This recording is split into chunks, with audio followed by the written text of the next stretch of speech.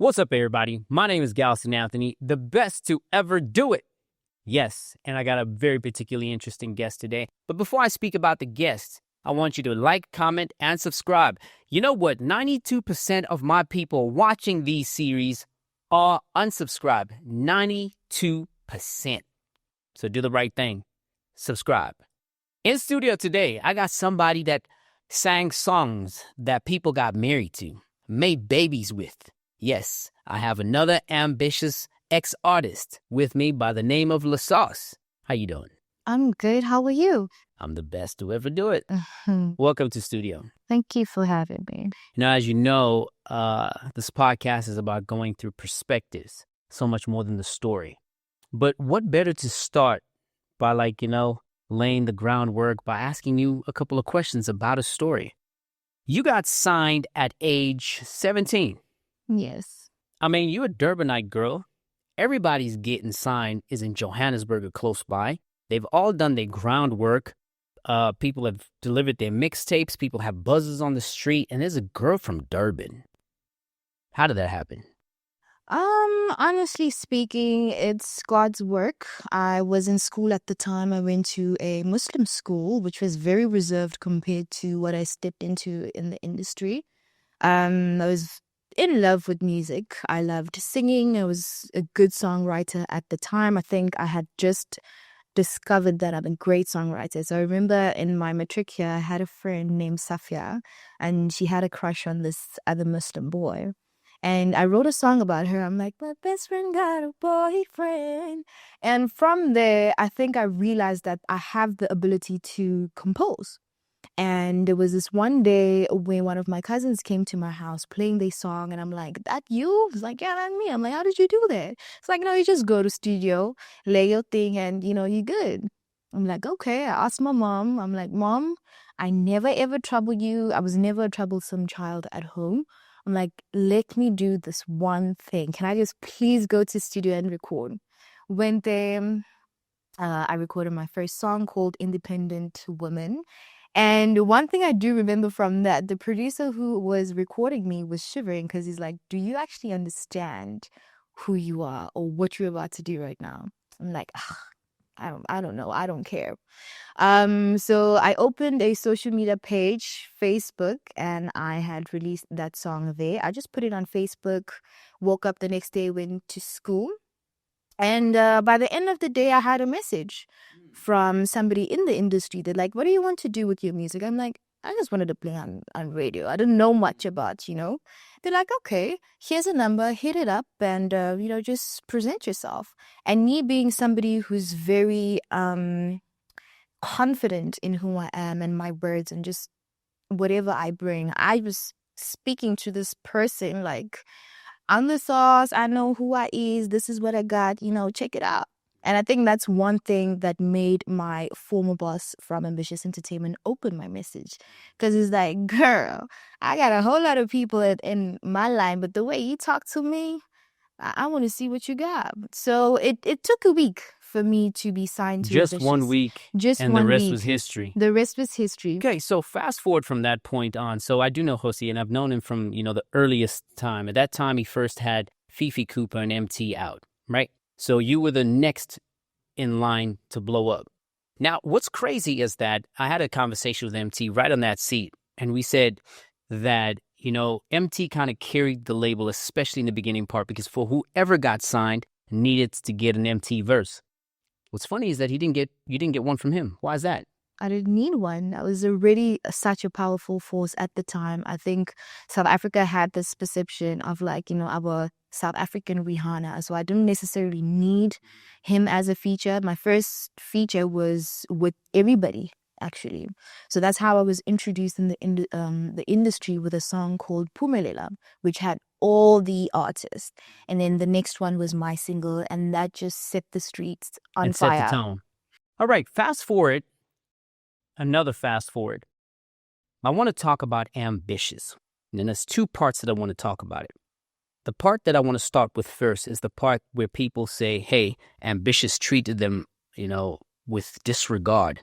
They've done them over and so forth and so forth and so forth. Speaking about someone like MT, and the reason why I bring him up, because he sat here and we had a discussion. He said he had no knowledge about a lot of the things, and he felt like his dude laid him off a little too harsh, right? What was your experience? Was your experience like a tumultuous one or a lot more smoother? I love the fact that you mentioned that he said that he didn't have the knowledge. And that's the catch. Compared to me, all my life I went to private schools. I was exposed to people who are very intelligent. So getting into the music industry for me, I had to study the business side of the music. So I can't necessarily say I was treated unfair or they were this or that. I cannot say that because whatever it is that I had accomplished was enough for what I have done there. And for me, it was an okay journey. I mean, obviously, when you're an artist, everybody looks up to you. So you are going to have a wonderful yet stressful journey. But I wouldn't necessarily say it's because of the label. I accomplished so much, by being in the label. I was able to buy my mom land. I built my mom a home. I'm one person who also loves investing. I remember when I posted the land because it's, near the ocean, my boss called me and everybody's like, oh, you beach house girl, you better come back and make some more music. You know what I'm saying? So for me, I don't necessarily relate to that. So your journey was one of a good one as well as a more grateful.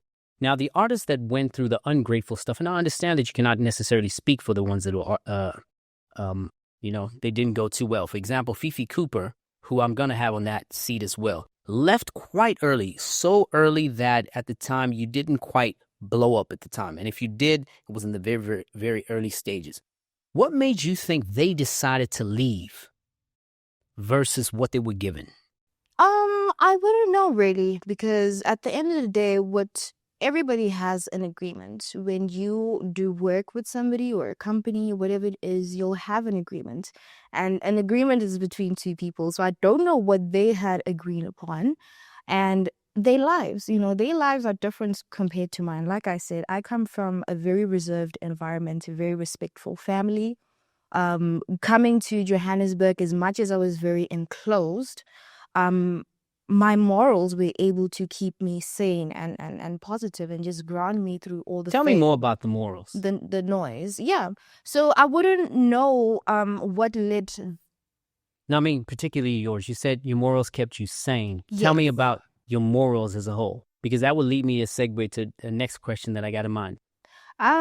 Just to finish off what you were saying, though, I wouldn't know what their problem was, but meeting them for me was also a blessing. I remember meeting Fifi Cooper when Pumelela had dropped.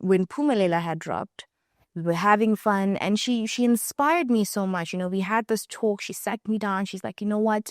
You are going to become this big thing in South Africa. You need to keep your head straight.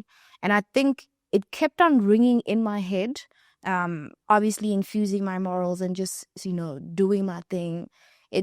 With them, I had a good relationship with them and it was very inspirational. I think with them it was beautiful. Let's have the morality question, because I'm not quite sure where you're boxing the morality part. So you came from a Muslim school, right?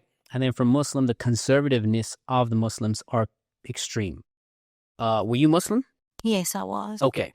Then from being a Muslim to being the bad girl image Riri, having much less clothes on, showing a lot of sexiness, versus the part that you mentioned, the morality and coming out. Tell me more about that. I would say that was one of my biggest challenges, honestly. Being in a certain environment and then literally overnight. It was overnight to such a point that I had to write my exams that day and then fly to Johannesburg and sign and then come back and finish my exams. But for me, it was a challenge. I remember my first and second year in the industry. It was a challenge, just adapting to the new lifestyle. I remember I performed on Idols and my voice was so stuck. It couldn't come out because I'm coming from this. Mind you, in school, we were fully clothed, only the eyes, literally only the palms of our hands were out. And then now I'm on stage, I'm wearing these short clothing. it was challenging because to adapt for me was like, okay, I understand this is what I have been wanting to do. However, I didn't think it would be this. This something I have to bring out is this: as you're adapting, and you adopted at some point because you had to adapt really, really quick. Because one of your first singles, I think it was "Cooler Bag." You know, Bag Girl's already out, right? Out the bag, she's there. But the thing is, are you Muslim at that point? Yes, so I was still getting to it. Please let me finish. The challenge there was, you know, standing in front of a huge crowd, because remember, I'm performing at the Dome, I'm performing for 10 to 50,000 people. It took a toll on me. However, remembering what I had learned at home, at school, it did apply when I was an artist. So I think that's why I'm only a bad when it comes to my music, but when it comes to me personally, I'm not that person. And I think my fans and my supporters can tell that, because when they meet me in person, it's like, oh my God, you're actually so nice, you know? So as much as when I step into my character, I need to be that person. It's almost like acting, which I think you would understand. When you act, you need to step into a certain character regardless of who you are. And then after that, you get back to who you normally I don't know much about the Muslim religion, but the little bit that I do know, question I wanted to ask is, can you step into character and be the bad girl, right? And then decide to go back to the conservative Muslim ways? past 8 years, yes. Now, as a Muslim, like, it's not haram? It is haram, but there's so many actors and singers that are Muslims that are striving. So it's one man for his own. At the end of the day, I will be the one on Judgment Day. And that's that. But God knows my journey. Allah knows my journey. He knows what I am doing and why am I doing it. And like I'm saying, and you step into it and you take off the suit, you hang it out there and you live your life. Fast forward, you are now no longer signed to the record label. After not being signed to the record label, say the career heights have gone. There's a sense of silence in the streets about your name and whatnot. How does that make you feel, and how are you managing all that? I'm managing it quite well. I feel like I don't... Here's the thing about me. I'm one person who's very reserved. You know, unless I'm stepping, I am very reserved. And I feel like I haven't really opened up to my fans or my people, or even just, you know, society as a whole. So When you say opened up, what do you mean? just, you know, expressed myself fully, like, you know, what's my favorite color or where do I come? Like, there are people who love my music so much but don't even know my voice, my talking voice. So I feel like I haven't really used my platform to sort of express myself as an artist. Why not? But again, just adapting, you know. That's 5 years now. 5 or so years? 5, 6? But I wouldn't say adapting also. I think it's just who I am. I love being calm and collected. I love being, I'm not a secretive person, but I'm a very private person. And I think if, you know, Muslim people are also very, very private with who they are. As much, you can be the richest person in the world, but we're very down to earth. And I think... What is private? Because now that word kind of confuses me, right? Because, I mean, given the image that you ran, so you had the image early on as bad girl. Then you say you hang up that coat in the closet when the sun goes down, to where, you know, you've clocked your time and you go back to being you. But in the same time, you are reserved. And that's why your career heights has gone when, you know, Ambitious unsigned you, or, you know, you let go of your contract. It doesn't sound like a coherent story there. It sounds like something is missing. What do you think is the case? Like I said, I'm one person who's very private about my life. Whatever it is, I mean, if I had to mention my accomplishments, people would be like, ooh, even in the industry. I think that's why I get a lot of respect even in the industry, because the real ones know, the OGs know, you know. So there's nothing really apart from, I just love doing things my way. I don't need approval or anything from society. I do what I do and I do it good. And once I focus on anything else, that's that. We have 3 record labels. This is kind of like a deeper talk that were cornerstones to the music society as a whole. TS Records, Palawa Jasmine, and Ambitious. Ambitious, I think, signed the most people, and definitely in modern history, carry that. It's like they brought people into the culture. Now, just getting deeper into that, if they didn't exist, probably over 70% of the artists today would not only not exist, but the music would have fallen, and Nigeria had a very strong music presence. South Africa would have basically taken over. So there's a massive credit to Ambitious. How does it feel being part of that movement? And did you actually see it that way? I did see it that way. I feel like my former boss, Josi, I used to call him a genius. So we used to call each other geniuses because he'd pull these stunts where I'm like, okay, it didn't make sense then, but eventually I'm like, But I did see it. He was very good in scouting talent, very good in growing and just, putting the person out there. Because mind you, I'm a Muslim girl from the South Coast. Nobody knows me. And then all of a sudden, I go to Sandton Mall today and people are like, we're not going to sell you a book because you don't drop music anymore. So it's like he really played his role. When you get an artist and you push them to that extent, mind you, millions were spent on me. I'm not even going to lie. I was on billboards. I was doing big things. So for me, I'd say yes, he was really great at growing an artist. And Ambitious was the best record label in South Africa. But there's a demise of Ambitious. Now, I see you're always trying to run away from talking about it.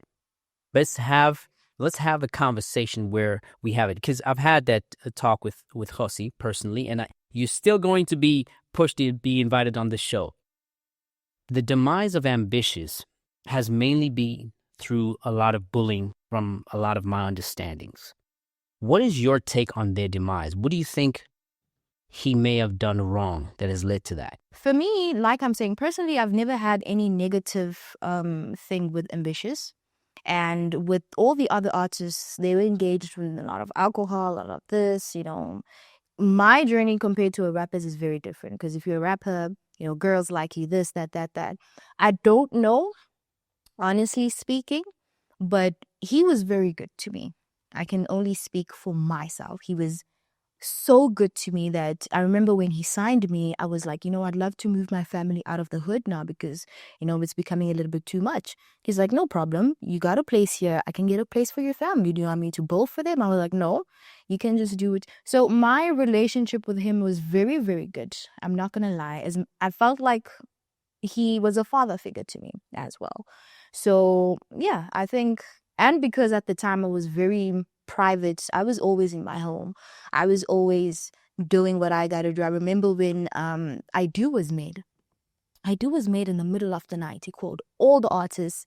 He wanted a verse. And I don't think there was anybody in Ambitious who could fit that song very well with Amanda. So he calls me at 11 or 12. He's like, LaSauce, where are you at? I'm like, I'm sleeping, It's like, oh, you didn't come here to sleep, so pull up to studio, you know what I'm saying? So for me, I think our relationship was pretty smooth.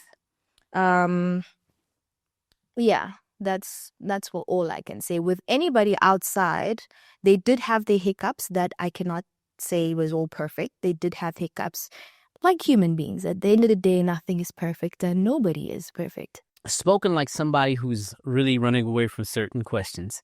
But now, speaking of Amanda Black, now this is new to both you and I. It's probably 24 hours old. Both your label mates, Sjava and Amanda Black, I don't know how close you were to any of them at the time, and allegations just popped up. Making it even worse, not a label mate, his lady's mom, had an allegation made against Sjava. Now something is popping up about Amanda Black. You and her had a better relationship. What is your take? And look, I do understand if you run around it, that's okay, because I know that these are your people. You got to protect them. Also, I understand you limited in what you need to say. But what is your take with that whole situation? I actually spoke to Sjava a few minutes ago. We are in business together, and Amanda also commented on the situation, I think, a few hours ago, which is pretty much a rumor. So for me, Who started that rumor? It was just a random person in some dungeon who was like, what? This is what happened. We all like, what do you mean? These people have never even dated. We're all more like brothers and sisters. Even in Ambitious, I don't remember any artist dating another artist in the record label. So I was quite shocked. I don't know where that came from, but I'm actually glad that now Amanda stepped out and was like, you know what? I don't know where this came from. Oh, so she cleared the air. Yeah, she cleared the air. Oh, that's cool. Yeah, I mean, we were all shocked. I mean, all of us were like, food off, you know? But Were you about to cuss? I was. Go for it. I Okay. mean, she was about to I'm slip. trying to be a good girl, okay? Uh-huh. But at the same time, when you are a public figure, one thing you need to understand, there are a lot of things that are going to be said about you that are not true. I remember there was this other time, Sima, Golkhubi's girlfriend, she was walking at the mall, probably angry because she wanted to get food and, she was hungry or whatever it is. Oh, so girls and their hangriness, huh? Yeah, so...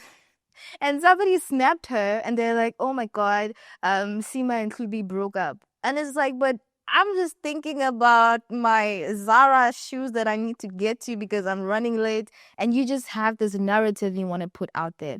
So it usually happens when you're a public figure. I get it a lot. Anybody else can. Journalists get paid to spread those rumors. I think I had to learn that the hard. Really? I'm trying to get paid. So anybody needs me to be a journalist, and you got to check the sign, holla. I mean, we are trained these things. We are told these things once you step into the game, that journalists get paid by, knowing your life. If a journalist sees me crying outside my boyfriend's house, is going to be like, oh, LaSauce is crying and she broke up with her man. And then obviously you get paid out of that. So it's not personal. It's Speaking about dating and boyfriend, how was it like dating me? Excuse me? How was it like dating me? We never dated, though. Oh, we didn't? No. So what did we do? Nothing. Oh, is that right? No, weren't you pursuing me? Oh, wasn't it? Oh, is that what it was, huh? And then after the pursuit happened, what happened thereafter? I don't know. You tell me. Okay, so you were very good with the denial? No. Uh-huh. I mean, you pursue a whole lot of women. I mean, why not? But I think you and I was a little bit more than a pursuit. But I'm not going to push it. But if you're denying it on camera, that's cool by me. Well, you can put it however you want to. Okay, then. I've had a lot of men actually. They're like, oh, I dated LaSauce. I did this. I'm like, but we just went out for lunch. That's not dating me. I very much doubt it's for lunch. I think it's a little bit more than lunch. We never went for lunch. That's the funny part. Oh, yeah, we do lunch every day. No, we don't. Okay. So your dating life in general, you keep it a secret. Is there a reason? No, I don't actually keep it a secret. I have dated a few people where it was out there. And I think I love to date somebody who is comfortable with, being out there like that.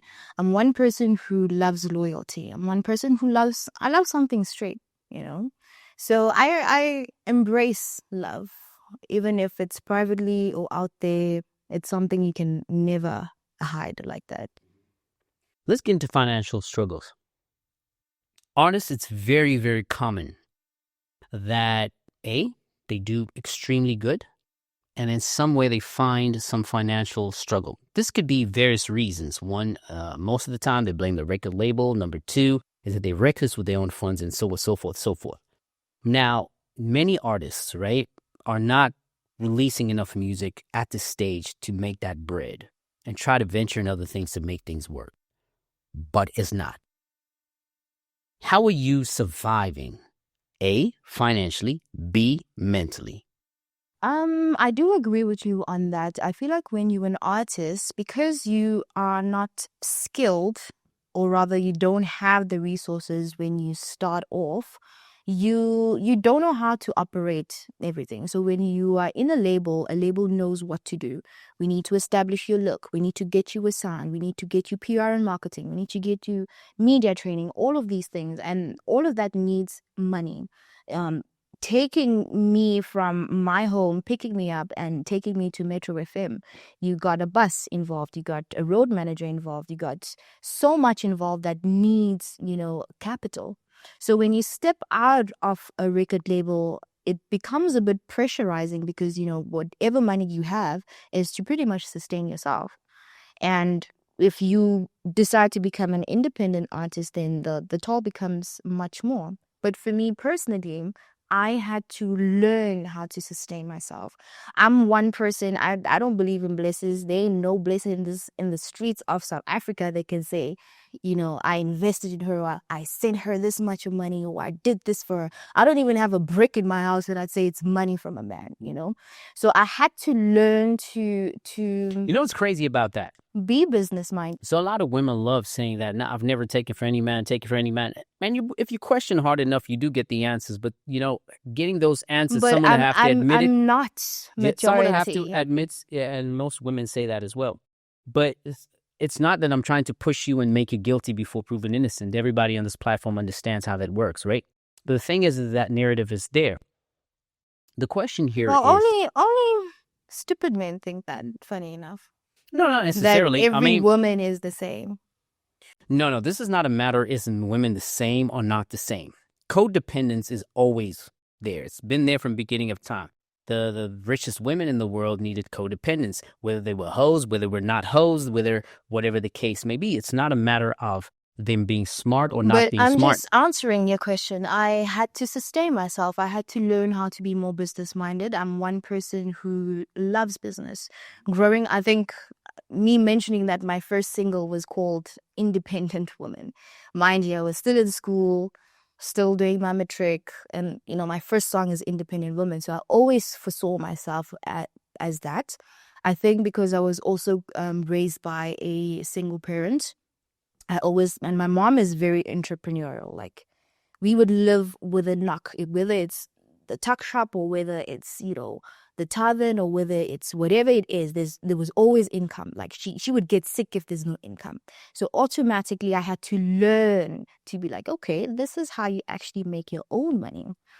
Even stepping into ambitious, I already had that mentality of being very self-dependent. And also just, grow from where I want, because I'm an entrepreneur now. As much as I'm a musician, I'm a humanitarian. I have the love for people.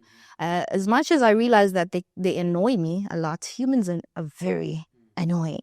But as much as that's the point, I still have the care and love for them in general.